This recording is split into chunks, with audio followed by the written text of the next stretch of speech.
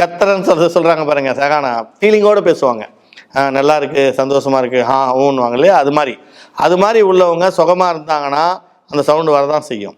அதே வந்து சில பெண்கள் அழுவாங்க, முடியல ஏஞ்சிருங்க விட்டுருங்கன்னு சொல்ல பெண்கள் அழுவாங்க. அது மாதிரி பலவிதமாக இருக்குது.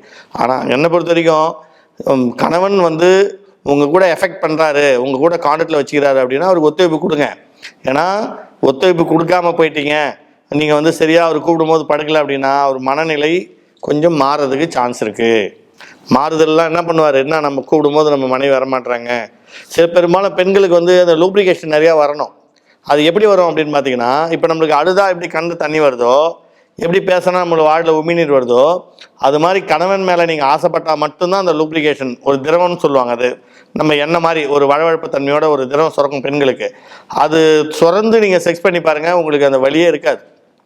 அந்த வலி இருக்காது, நீங்கள் அழுவ மாட்டீங்க, அந்த ஃபீலிங்கும் உங்களுக்கு நிறையா இருக்கும்.